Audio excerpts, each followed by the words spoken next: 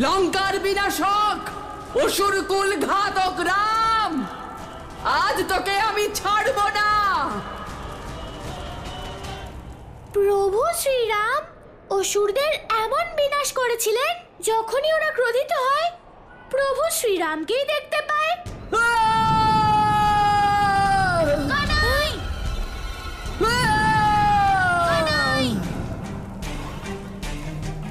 জরা, চোখ খোলো, ভালো করে দেখো, আমি কানাই, রাম নই।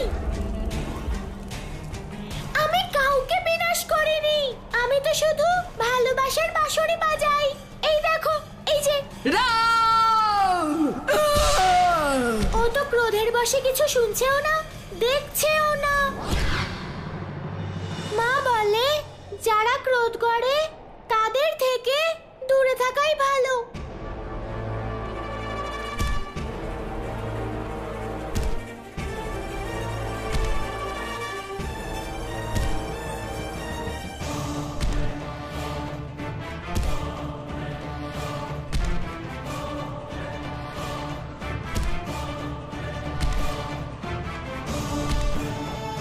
কানাই আমাদের জীবন বাঁচানোর জন্য নিজের জীবন সংকটে ফেলেছে।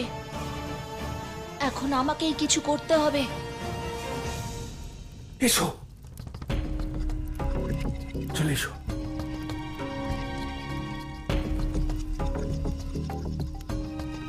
মথুরার প্রবেশদ্বারে এখন কোনো পাহারা নেই, তাই আমাদের খুব সন্তর্পণে এখান থেকে বেরিয়ে যেতে হবে এবং খুব তাড়াতাড়ি। চলো চলো, এসো, চলো চলো চলো চলো মিত্র।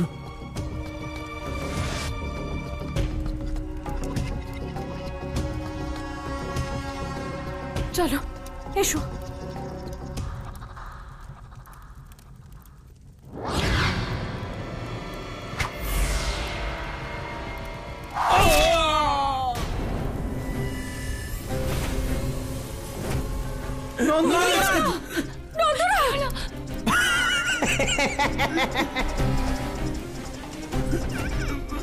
আবার ছলনা করছো?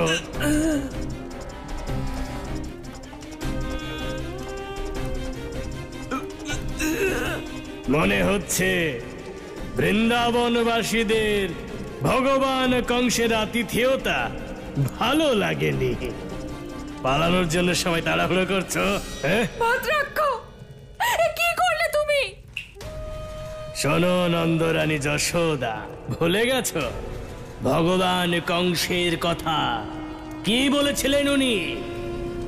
যে যতক্ষণ ওই বালক এখানে না আসছে কাউকে মরতে দেব না।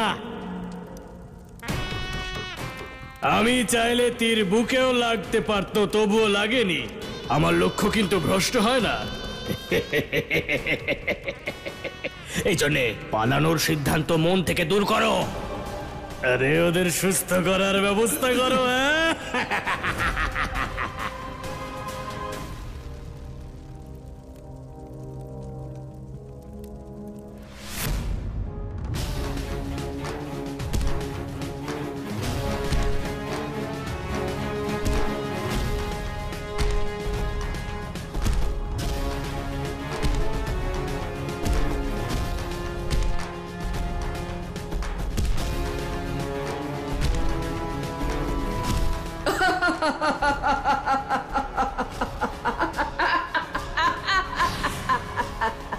রঘুনন্দন, আমার সোনার লঙ্কা ধ্বংস করে এখন গাছের আড়ালে লুকোচ্ছিস তুই। আমি তোকে ছাড়ব না।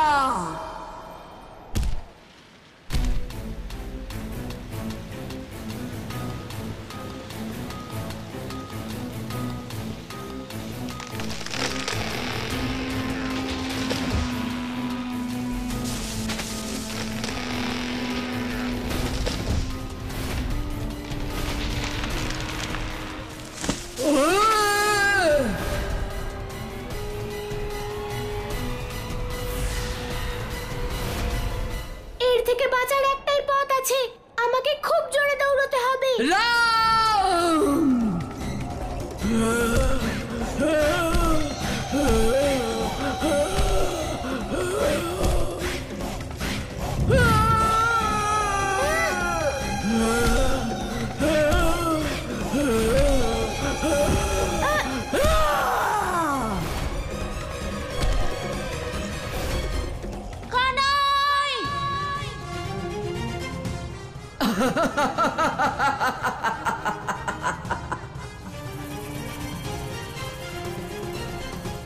অসুর কুলের বিনাশকারী, আজ আমি তোকে বিনাশ করব।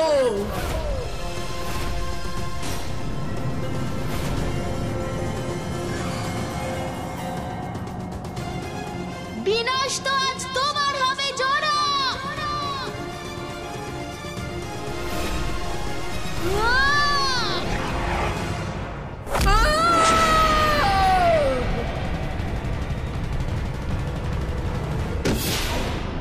কানাই কানাই কানাই ওঠ, কানাই ওঠ।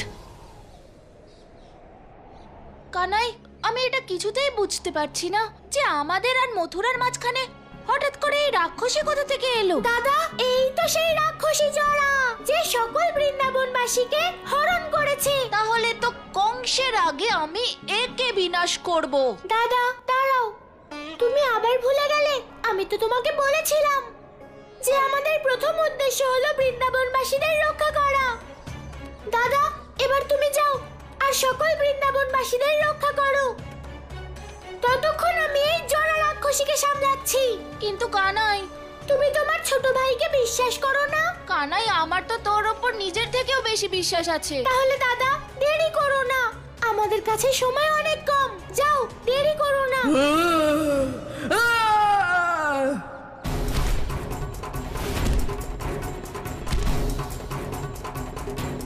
নিজের খেয়াল রাখিস কানাই। হ্যাঁ দাদা।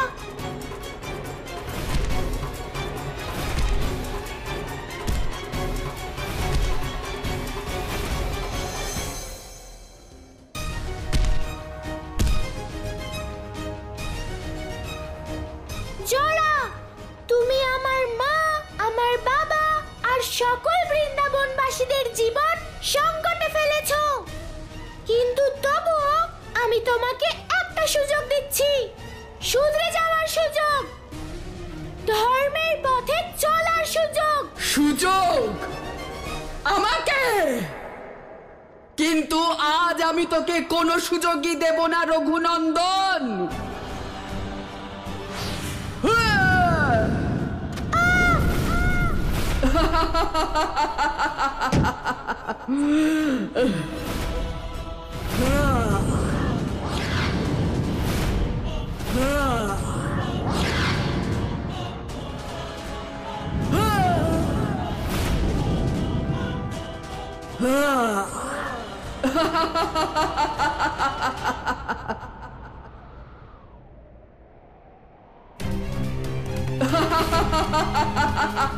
জড়া, মনে হচ্ছে এবার তোমাকে দেখাতেই হবে যে আমি রঘুনন্দন নই, বরং যশোদানন্দন।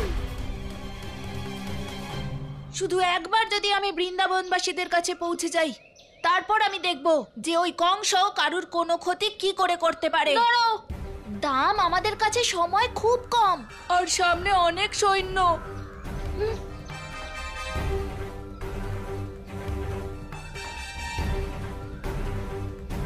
আমি থাকতে তোদের এই সৈন্যদের ভয় পাওয়ার কোনো প্রয়োজন নেই। চল। দাদা, আমি ভয় পাচ্ছি না, কিন্তু যদি সৈন্যরা তোমায় দেখে ভয় পেয়ে যায়, সবাই জানতে পেরে যাবে যে আমরা বৃন্দাবনবাসীদের বাঁচাতে এসেছি। হ্যাঁ দাদা, তখন তুমি আমাদেরকে না বাঁচিয়ে কংসের সৈন্যদের সঙ্গে যুদ্ধ করতে থাকবে। তাহলে আমরা কি করব? সেটাই, এই সময় কানাই থাকলে যা করতো। কানাই?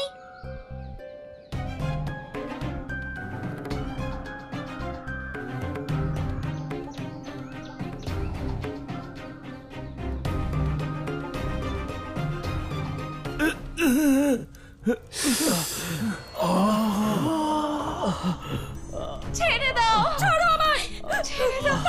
নন্দরাজ, ছেড়ে দাও। এটা কি করেছো তুমি ভদ্রাক্ষ? ওরা আমার শত্রু নয়, প্রজা। দেখো দেখো কত কত কষ্ট পাচ্ছে ওরা।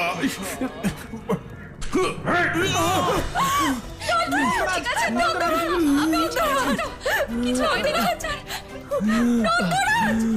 কি হলো? একে বলে যন্ত্রণা।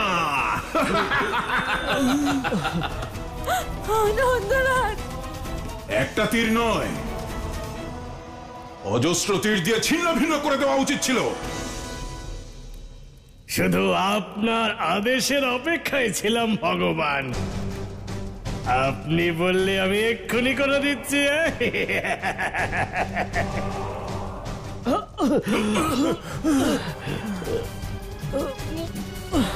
প্রতীক্ষা মৃত্যু দাও এদের,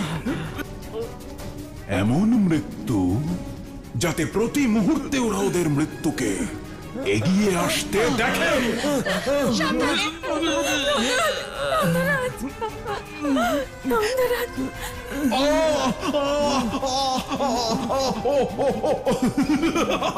ভগবান, মহারাজ কংস, এরকম অধর্ম করবেন না, করবেন না।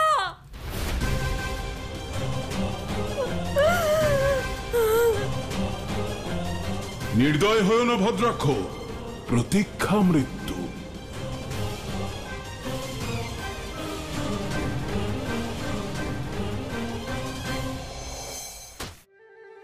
সৈনিক কাকা, আপনারা এখানে দাঁড়িয়ে আছেন আর সেই বালক ওখানে এসে গেছে।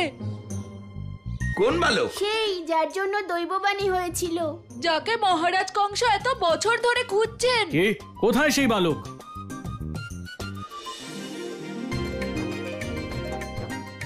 দাদা, তাড়াতাড়ি এসো। চলো চলো, তাড়াতাড়ি চলো।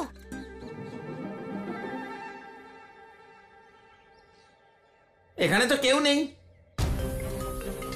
আরে ওই যে বালক, ধরো ওদের। এই দাঁড়াও। বলছি।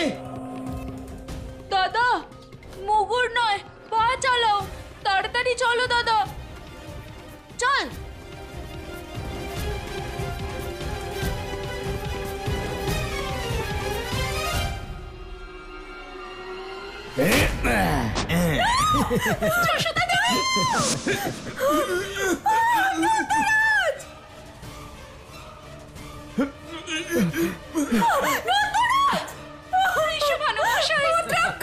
ঈশ্বরকে ভয় করো, ধর্মকে ভয় করো।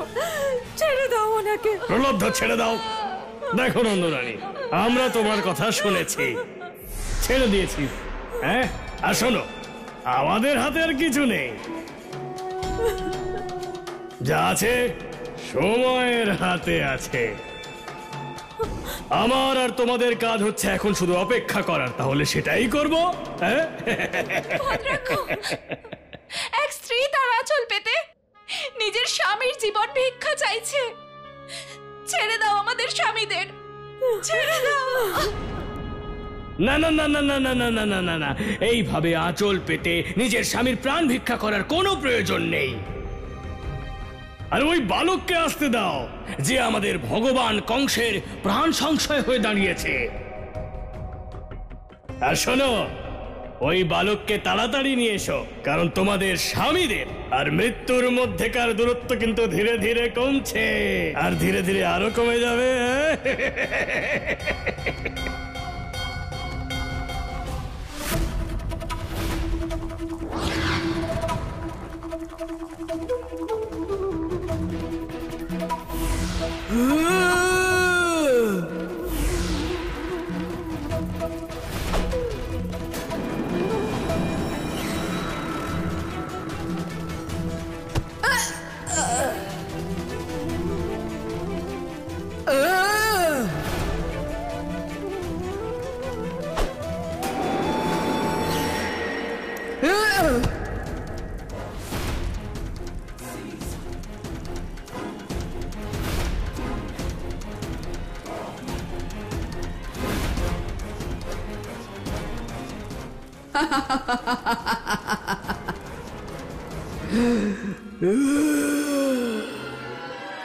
নারায়ণ নারায়ণ। প্রভু, এই জরা তো নন্দলালের শক্তিকে নষ্ট করছে। ওর এত ভয়ঙ্কর শক্তির উৎস কি প্রভু? দেবর্ষি শ্রীরামের ওপর প্রতিশোধ নেওয়ার জন্য লঙ্কিনী রাবণের শক্তিকে আবাহন করল। আর তাই রাবণের মতো লঙ্কিনীরও সমস্ত শক্তি তার নাভিতে। তাই যতক্ষণ না ওর নাভিতে বাসকারী সমস্ত শক্তি বিনষ্ট হয়ে যাচ্ছে, ততক্ষণ জরাকে বিনাশ করা যাবে না।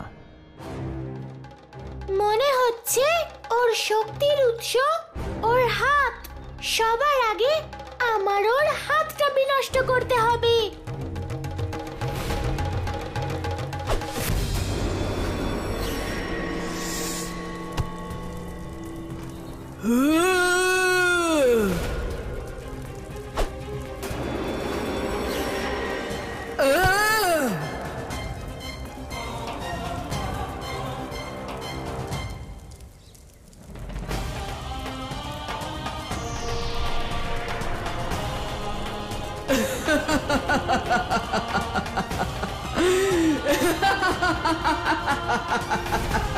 মনে হচ্ছে ওর শক্তির উৎস অন্য কোথাও লুকিয়ে আছে। আমাকে তাড়াতাড়ি সেটা খুঁজে বের করে তা বিনষ্ট করতে হবে, না হলে এই জরা অযথা আমার সময় নষ্ট করতে থাকবে। কি হয়েছে জরা? এত বড় চেহারা নিয়ে একটা ছোট্ট বালককে ধরতে পারছো না? আসো, ধরো আমাকে, ধরো।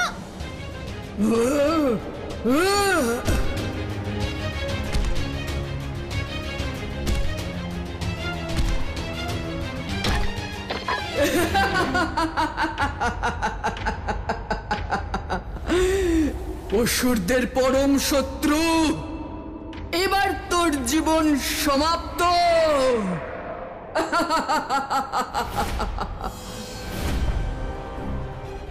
যদি এই জরা আমাকে ধরে ফেলে তাহলে আমার বাঁচা অসম্ভব হয়ে যাবে। আমায় কিছু একটা করতে হবে। কি করি?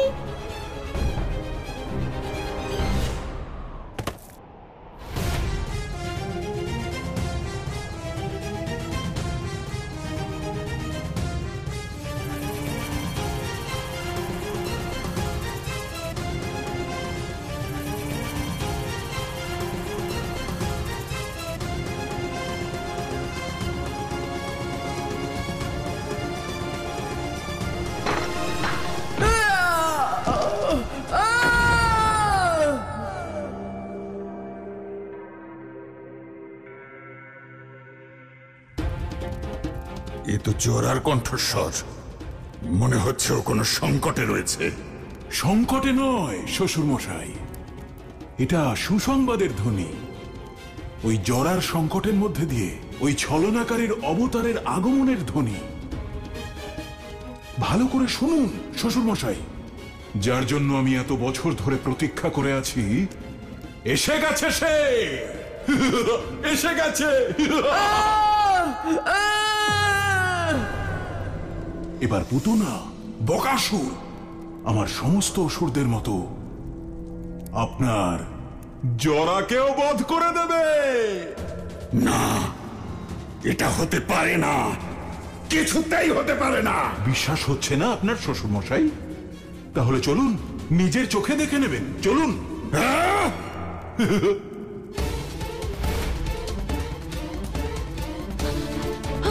তাড়াতাড়ি ওদিক দিয়ে পালা, তাড়াতাড়ি।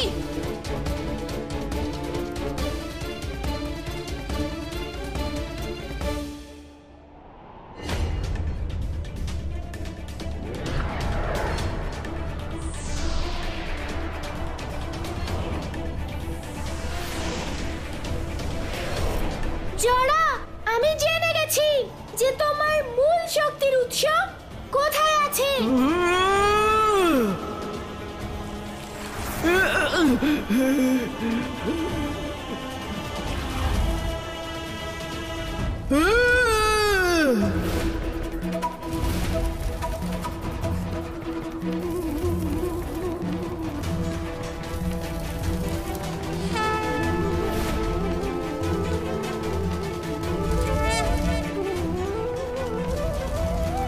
জরা!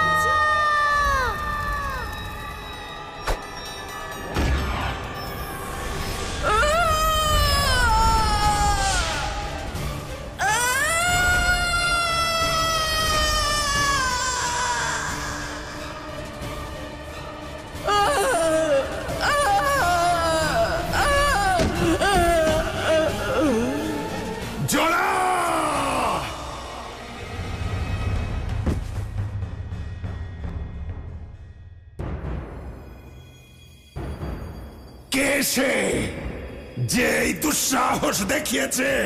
কে জরাকে হত্যা করেছে? সামনে এসো!